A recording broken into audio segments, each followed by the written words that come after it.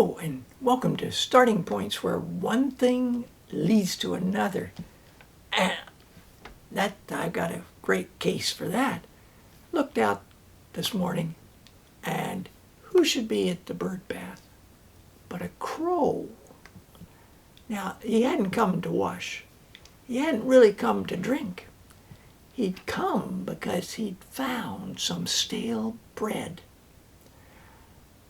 picked it up, must have remembered there's a bird bath, flew over to where the bird bath was, dropped the bread into the water, took it back out, able to bite off some because it had gotten softer, dipped again, and so forth. And I just thought, whoa, not only is he a great problem solver, but he has obviously a wonderful picture, like an aerial photograph of the territory that he flies in, and remembers, bread's hard, put it in water, bird bath just over there. So, there's a book about crows. It's in that Nature's Children series, which is an extensive series of books on individual animals. And this one's by Jen Green. Starts off talking about the intelligence of the crow. Here's one by Candace Savage. It features the intelligence of crows, ravens, magpies, and jays. It's called Bird Brains.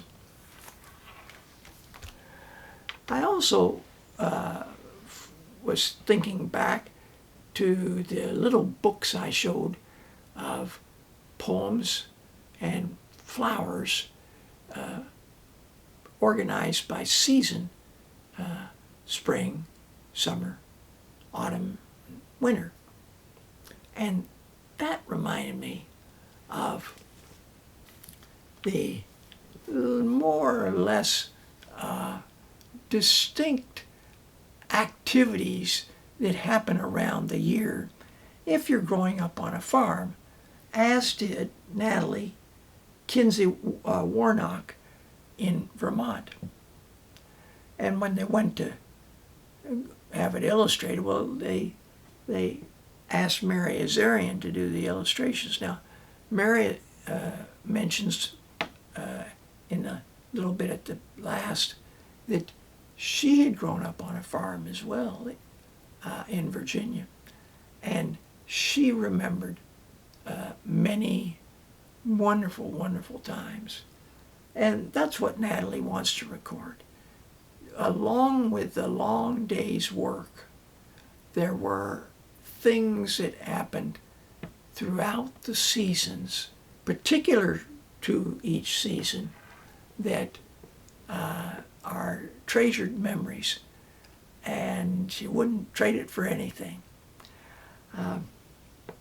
And I was noticing that the covers to the book looked similar, but this one was different. And then, bingo! This shows the fields have been mowed.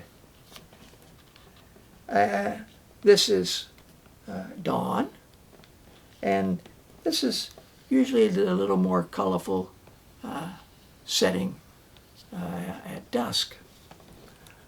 And that reminded me, one thing leads to another, to this book called Fodder and Pasture Plants.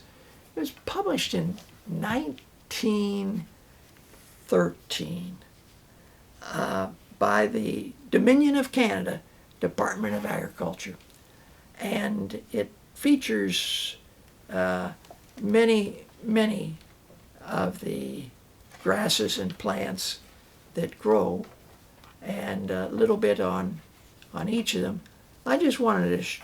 I was going to show you more, but this I think will give you an idea. This is alfalfa. Such a long root. The beautiful blue flowers. So information about it, and over on to the next page. Does that with each of the various grasses and plants. And I found all of them interesting, in particular as to how they got their name, in some cases, geographical distribution and history. So I'd like to share that with you.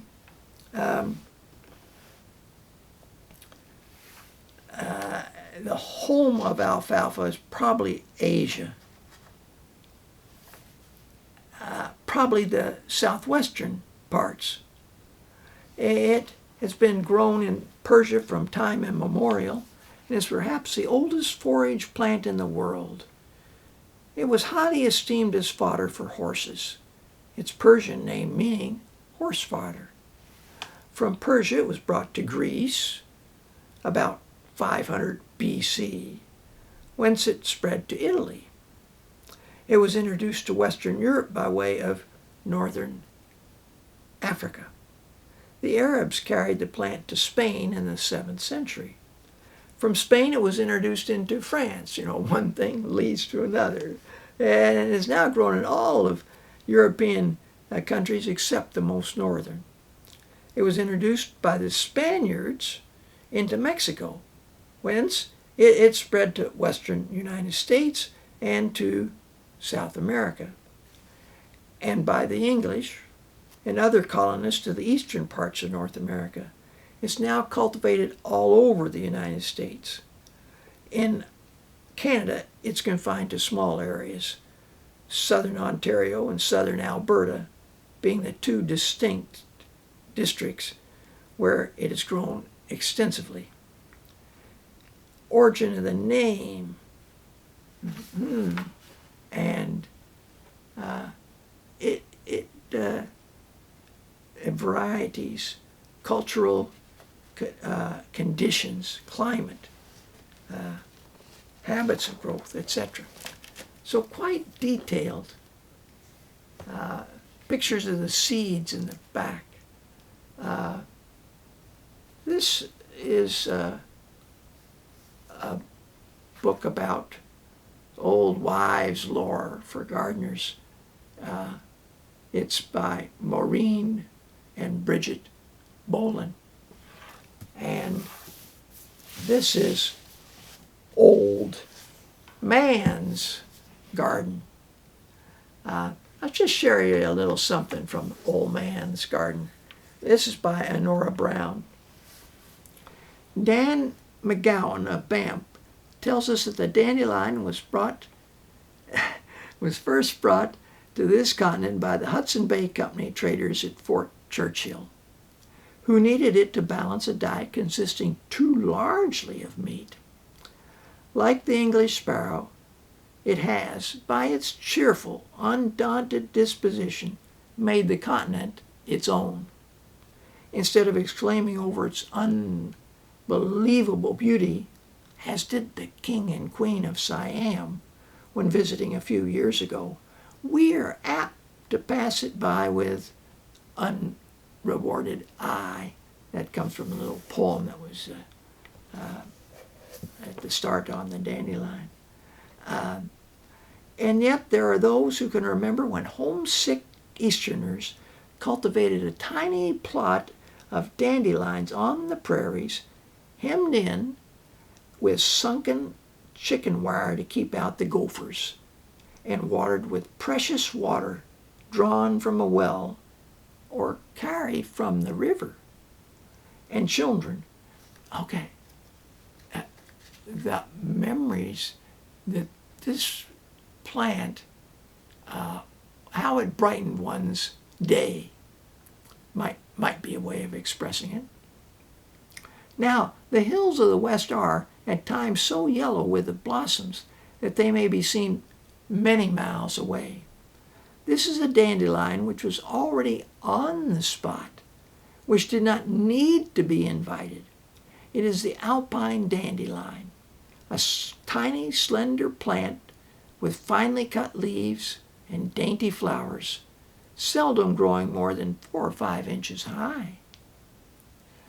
There are also several species of false dandelions, plants that look like dandelions, but are distinguished chiefly by having smooth seeds rather than the rough ones of true dandelions.